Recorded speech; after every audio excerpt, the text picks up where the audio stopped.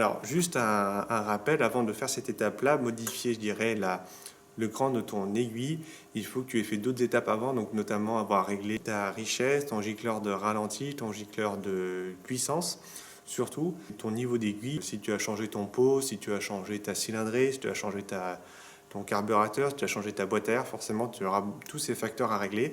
Et il faut savoir que régler en fait le cran d'une aiguille, ça va être surtout sur une plage d'ouverture de ta poignée de gaz entre trois quarts de tour à demi-tour et avec ton quatrième, cinquième rapport engagé.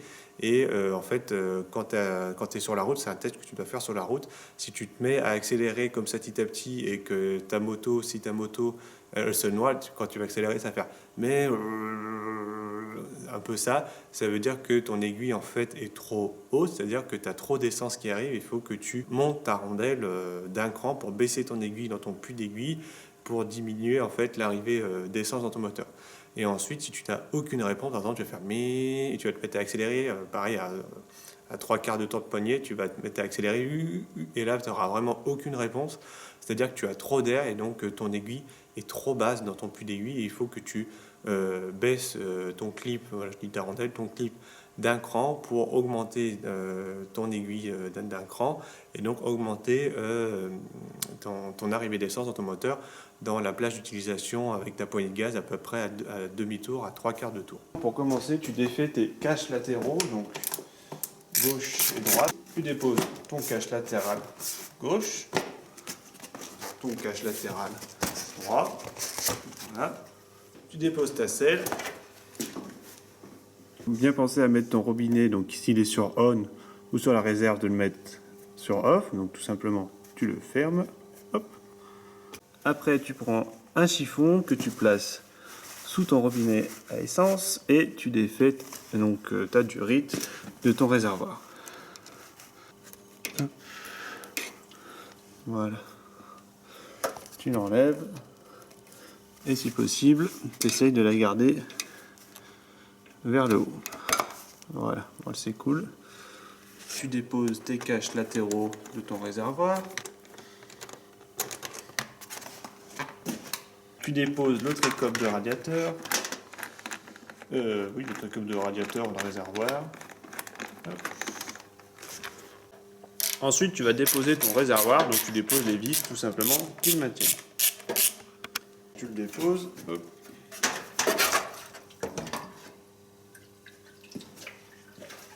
Ensuite, tu vas venir dégager ton carburateur au niveau de ta boîte à air, au niveau de ta pipe d'admission. Là, ta carburateur, ta pipe d'admission, on va défaire le collier qui est juste là. Donc, pareil, tu défais ton collier avec le tournevis ou la clé adaptée.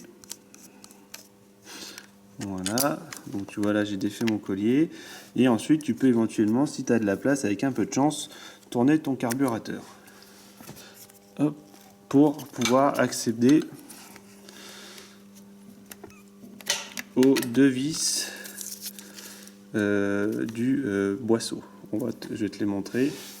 Tu vas pouvoir accéder au couvercle de ton carburateur. Au-dessus, tu as le boisseau, un ressort, enfin le ressort, le boisseau et ton aiguille. Donc, viens prendre des... Voilà, pour éviter de foirer ta vis, tu te présentes bien et tu vas défaire tes différentes vis. Voilà. Dessus pour dévisser, pour que ça m'aide et éviter que ça parte. Et ensuite, hop, tu ôtes le couvercle avec, donc tu récupères ta vis, comme ça tu la perds pas.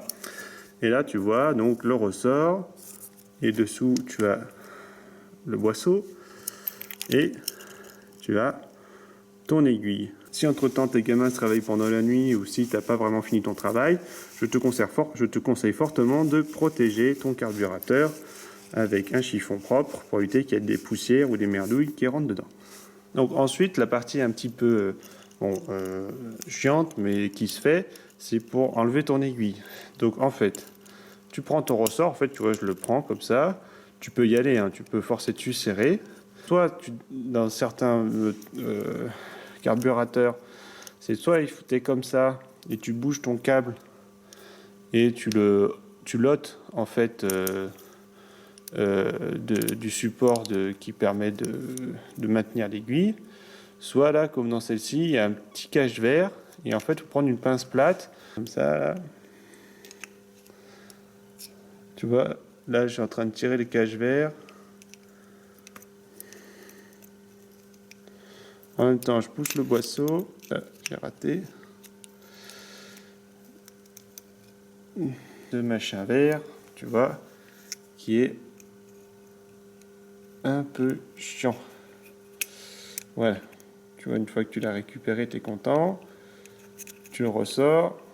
Tu fais attention à ne pas le casser. Au fond, donc, tu as deux petites vis cruciformes. Poser les deux vis au fond. Voilà. Tu vois, là, ça vient tout seul. Hop. Voilà. Donc là, tu vois, il y a le boisseau qui vient avec l'aiguille. Donc, ce qu'il faut faire gaffe, c'est pas de perdre les deux petites vis qui sont là. Hop. Hop, tu vois, tu peux revenir coller la partie plastique avec le ressort. Comme ça, tu es sûr que tes vis ne partent pas. Ensuite, on est avec le boisseau, l'aiguille. Donc, hop, t'inquiète pas pour le sens de montage du boisseau, tu peux pas te tromper dans le carburateur, hein, tu peux pas te tromper. En général, moi je dirais c'est ce côté-là où tu as la vis de ralenti qui vient buter sur ce côté-là, à mon avis. Bon bref, de toute façon tu peux pas te tromper. Donc la vis, ton aiguille est là, tu la pousses dans ton boisseau, tu la récupères et là tu vois, donc là tu récupères ton boisseau et là tu vois mon aiguille,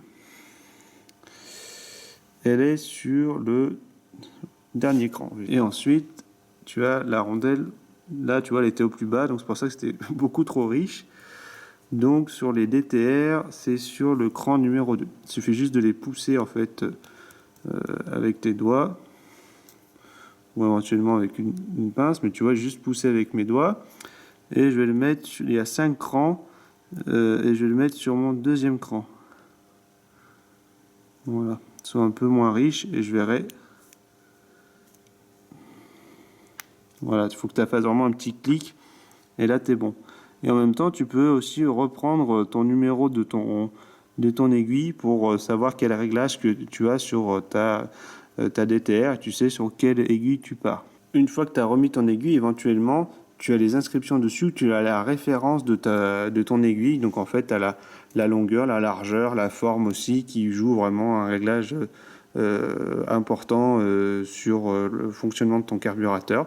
Donc tu peux éventuellement relever la référence quand tu voudras peaufiner ton réglage carburateur. Tu viens glisser ton aiguille dedans.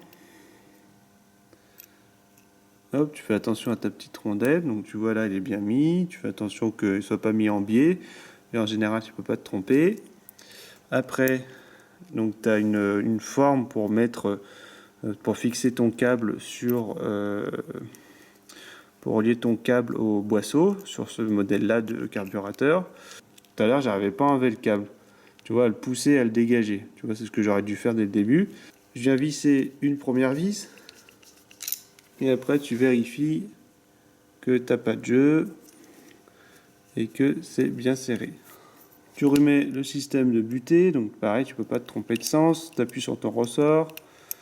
Tu le tournes dans le bon sens. Hop, et tu glisses au fond du boisseau. Tu viens remettre ton ressort. Tu tournes ton carburateur pour t'aider. Et tu vas venir le glisser dans sa loge. Et tu fais attention que ton aiguille surtout vienne bien glisser dans le gicleur principal. Pareil pour le couvercle, dans le sens, tu peux pas te tromper de sens quand tu poses ton système. Première vis.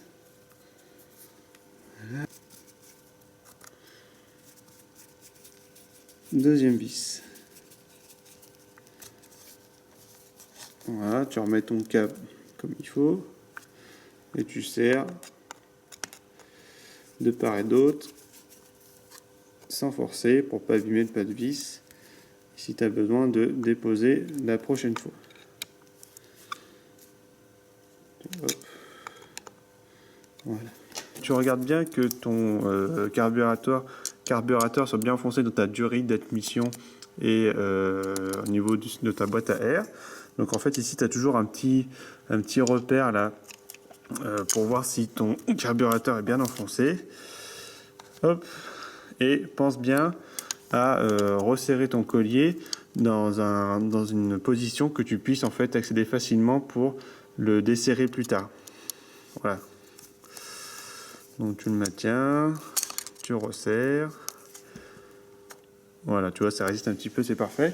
Au niveau de la boîte à air, donc pareil, tu te mets dans une position qui te permet de le desserrer facilement plus tard. Voilà, tu vois, là ça se touche, tu serres un peu, et là t'es bien. Bien entendu, tu remets tes caches latéraux gauche, droite, ton réservoir, tes écopes de réservoir qui sont sur les côtés, et pour terminer, ta selle. Je te remercie d'avoir regardé cette vidéo. Le changement du niveau de ton aiguille dans un carburateur sur un Dell'Orto. L'ensemble, c'est à peu près la même chose. Donc, tu as différentes façons pour en retirer ce câble d'accélérateur. Comme tu le vois, j'en ai un peu chié, mais bref, comme je te dis, normalement, c'est plus simple. Tu n'es pas obligé d'enlever ces deux vis-là. Tu as juste à déplacer ton câble pour l'enlever.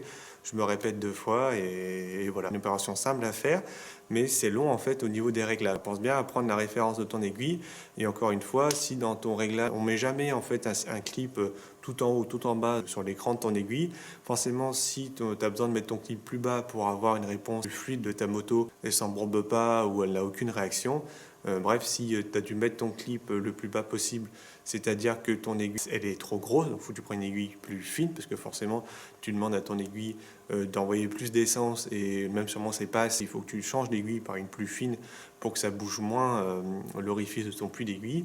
Et à l'inverse, si tu as mis ton clip le plus haut, c'est-à-dire que ton aiguille bouge plus le puits, ça veut dire que tu dois mettre une aiguille encore plus grosse pour boucher plus ton arrivée d'essence et avoir une meilleure, je dirais, réponse de ton moteur quand tu ouvres tes gaz. Pour une fois, j'étais assis, c'était plus sympa. Je te remercie.